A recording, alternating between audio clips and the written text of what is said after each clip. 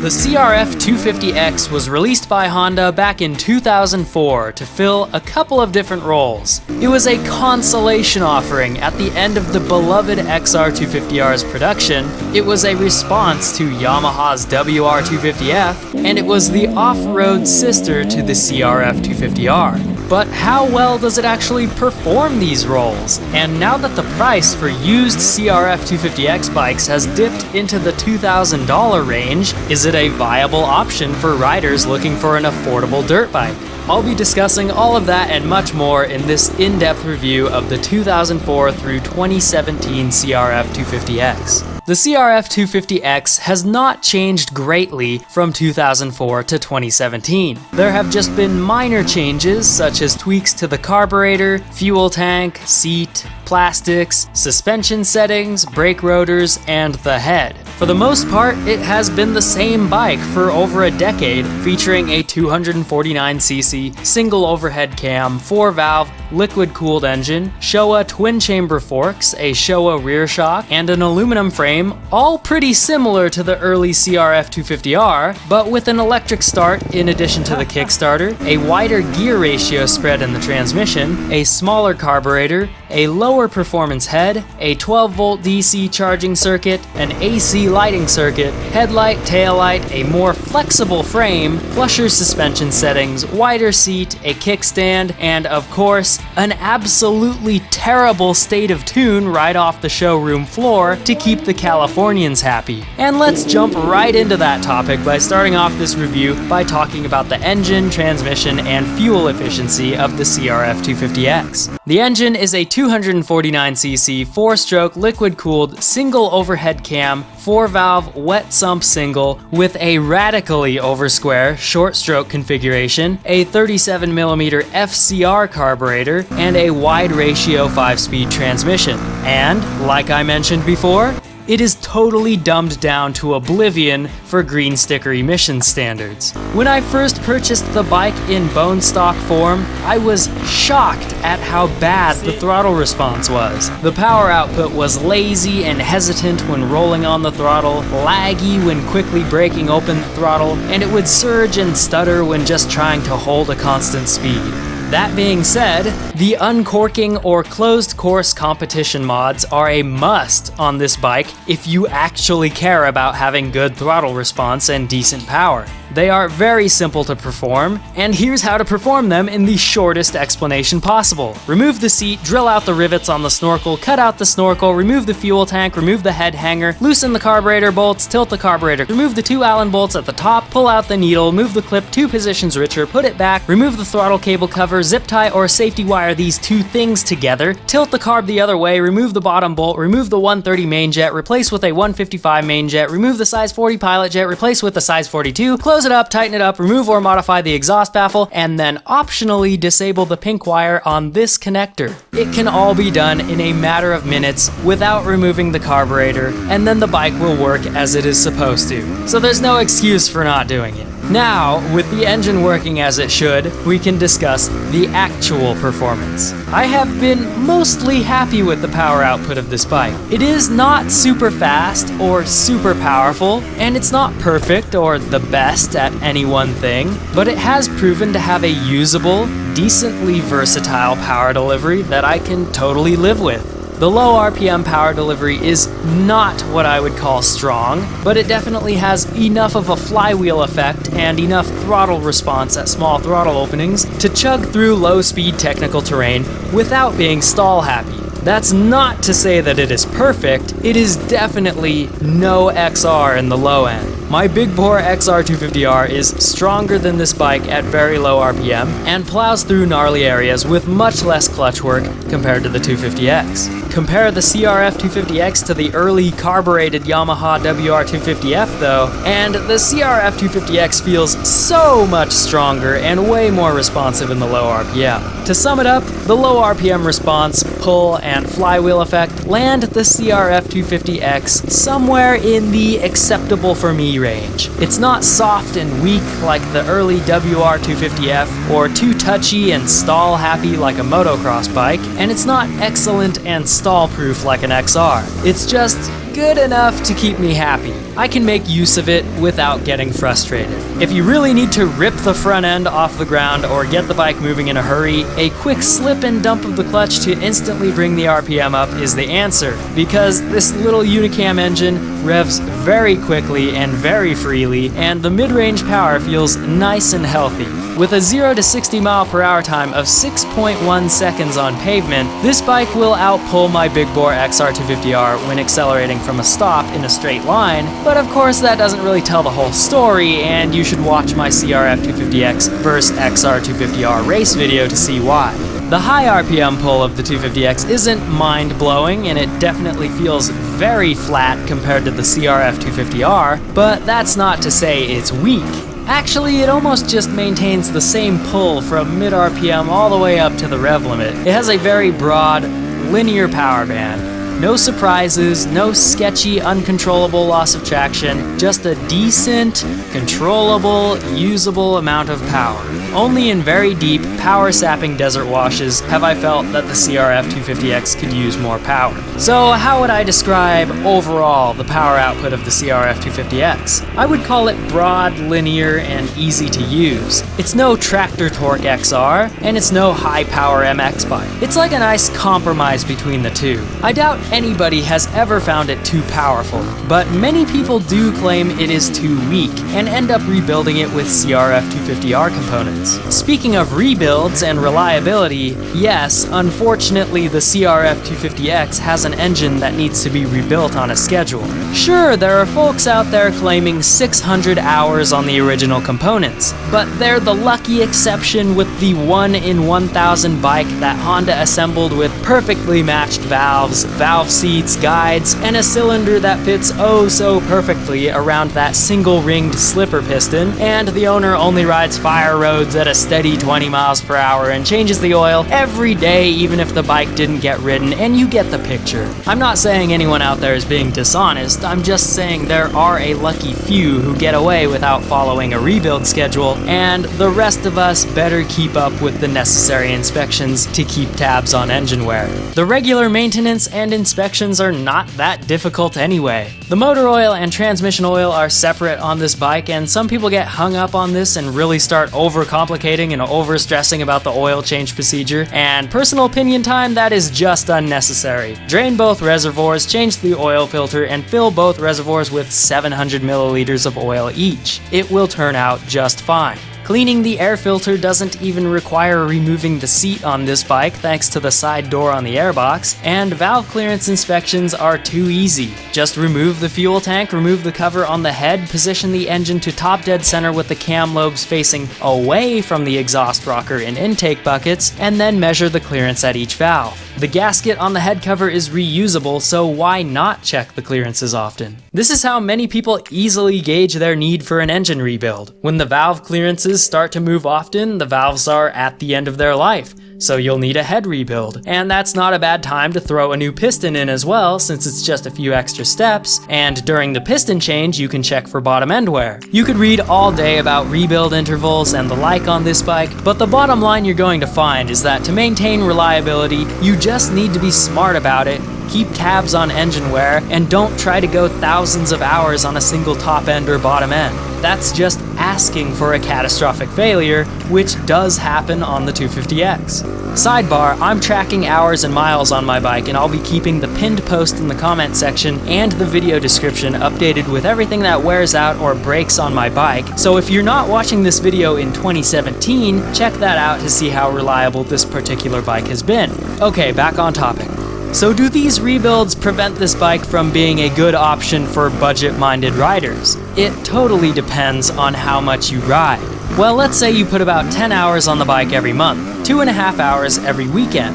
At that rate, depending on how far you want to push it, you're looking at a rebuild every 6 months to 2 years. It will cost you several $100s, maybe even over $1,000, and a complete day of downtime if you do the work yourself. It is up to you to decide if that is too much to spend or not. Personal opinion time, I don't make a whole lot of money but I do ride a lot, so forking over an extra $800 to $1,200 every year is really unattractive because I'd have to do an extra month's worth of work to make up for it, and extra work for me means extra riding, and extra riding means extra wear and tear, and you can see where this is going. I'll continue to hold on to my XR with a death grip for now, and just keep this 250X around to have fun on maybe twice a month, because in that case it totally makes sense and is perfectly affordable to own. Speaking of holding on, the clutch holds on almost acceptably. Honda includes one of those user-friendly judder spring-loaded clutch packs in the 250X instead of the performance clutch pack like in the 250R. And the 250X clutch fades out a lot when I'm riding hard. In fact, I unfortunately took a clutch pack on this bike from perfectly good to deep-fried and unusable in just 10 hours of riding. Now, the clutch on this thing isn't all bad, it's just set up for user-friendly operation instead of high performance. The clutch pull is actually ridiculously soft, and most people will like that, and the engagement is very linear and not all at once thanks to the judder spring setup. And for those of us who want to ride hard, well, we can get rid of the soft springs or the judder spring setup or both, and have a clutch just as strong as the one on the early CRF250R. And how about that wide ratio 5-speed transmission? With the stock gearing, first gear is a crawler gear, so low that I just skip it, but that's not a complaint. I actually enjoy having a really low crawler gear for certain situations, and fifth gear tops out at about 80 miles per hour, so it sounds like a nice wide spread of gear ratios, right? Well, my one complaint is that fifth gear is so far out from fourth gear. The bike doesn't have enough power to pull fifth gear in deep washes, but fourth gear is too short, so it makes me wish it had a 6-speed transmission with a gear to bridge the gap between fourth and fifth gear. But I can live with this transmission because it doesn't suffer from my usual complaint of dirt bike transmissions, which is not having a tall enough final gear. And how about fuel efficiency? Well, MPG while riding hard in desert washes is 22 miles per gallon. At that rate, the early models with a 2.2 gallon stock fuel tank will have a 44-mile range at race pace in power sapping washes, and the newer models with a 1.9 gallon fuel tank will have a 41-mile range. MPG while gliding through desert trails is 34 miles per gallon, which is okay but nothing excellent. MPG while cruising on the highway is 62 miles per gallon, which is actually very good, and MPG while riding in the city is 50 miles per gallon. So overall, the fuel consumption of the CRF250X is decent, but desert racers will probably want a larger fuel tank. Bottom line on the CRF250X's power plant. It is much more powerful and usable than what I have experienced with a couple of different early carbureted WR250Fs, but it doesn't have unstoppable grunt like an XR. From what I've gathered, it is reliable and predictable as long as you keep tabs on the condition of the engine and refresh it as necessary, but it is not even close in cost of running compared to the XR250R that it replaces. And one last nitpick. The magnesium case covers are not even durable enough to handle rocks kicked up by the front tire at high speed. You don't have to crash this bike, drag it through ruts, or otherwise make contact with the ground to cause a puncture. Just riding at high speed through the desert is enough to start getting punctures. Twice I have punctured the left side case without making contact with the ground. It has just happened from kicked up rocks. It's easy enough to fix though. Even a garbage can plastic piece zip tied to the bottom of the frame, like mine, offers enough deflection to prevent punctures from kicked up rocks. Call it dumb if you want, but it fixes what I see as a reliability issue on this bike, because I have yet to see other bikes that get killed by their own front tire roost. Suspension, brakes, and handling. The CRF250X comes with Showa suspension components similar to the ones found on the early CRF250R, but with different springs and valving settings for a plusher off-road ride. The front forks are 47mm Showa closed cartridge forks, which were at one time all the rage for motocross applications, but they come set up very soft for the off-road CRF250X. The forks are externally adjustable for low-speed compression damping and low-speed rebound damping, and internally there are all sorts of tuning variables, with adjustable shim stacks on the base valve, rebound valve, and mid valve, and an inner chamber pressure spring which can alter position sensitivity. And how well do these forks work? Well, they are very plush, which makes the bike very compliant and forgiving in most technical terrain, and it's funny because I noticed that some people complain about these forks being harsh. I just do not find them harsh. At first I did, because when I first got the bike, the front axle was tightened in a way which pinched the forks together, but ever since fixing that, they have been very smooth over sharp edge hits. They are actually on the too soft side, suffering from a bit of blow through and whoops, which causes the bike to teeter front to rear a lot more than bikes with a more aggressive setup. Of course, messing with the low speed damping adjustments doesn't do much for those hard, rapid whoop hits, so people wanting race-ready performance are probably going to need an internal revalve. Personally, I've just been living with it because I do really like the plush setup everywhere except those MX track and desert whoops. And how about the rear shock? Well, I wish I had something to complain about for this review, but my only complaint is actually a good thing. You see, it has an external high-speed compression damping adjustment, which made it possible to tune out the blow-through of the soft setup, at least in the rear, but that only makes the front end even worse, so really my beef is just with the front end. Other than front end blow-through, I'm a very happy camper with each individual suspension component. And what kind of total handling package do we get when connecting those suspension components together with the aluminum perimeter frame? Well, I love the precise, light, and very responsive handling I get with this bike. I feel very confident flicking this thing around in most trails. My only complaint is with high-speed stability. When the speeds start to get really high, that light, flickable feeling turns into a death grip-inducing, twitchy, unplanted feeling. I was very surprised to find that this bike is not nearly as planted and stable as my old XR at high speeds when comparing them back to back. Braking on the 250X is accomplished by two 240mm disc brakes. Nothing exciting happening with the front brake on this bike. It's practically the same dual piston Nissan setup you'll find on just about every Honda from the 90s through the 2000s. The stopping power of the 240mm disc won't compare to the larger discs that are coming stock on a lot of bikes these days. Even the older WR250Fs come with a front disc that is 10mm larger, but at least this 240mm disc, which is little by today's standards, isn't as likely to get bent by rocks. And nothing special going on with the rear brake either, although 240mm in the rear is still a standard size on a modern bike. Electronics and lighting. The 250X comes stock with an AC lighting circuit and a DC charging circuit for the electric start system. At 5,000 RPM, the AC circuit is rated at about 45 watts and the DC circuit is rated at about 20 watts. The OEM headlight is not good enough for serious night riding, so people who ride a lot at night will definitely want to upgrade. But with such low power output from the stator, a rewind or aftermarket stator is a good idea. You can get 40 watts out of the DC circuit with a rewind, or 70 watts with an aftermarket flywheel with stronger magnets. You could also rectify the original 45 watt AC circuit to DC in order to power some LED lighting, but there will be some efficiency loss doing it that way. At the end of the day, if you want the best lighting out of this bike and still want the electric start to work, you'll have to spend a lot of money and get creative putting the two circuits to work. And that does suck since this is not the case on many other bikes. Speaking of the electric start, I very much enjoy having the magic button.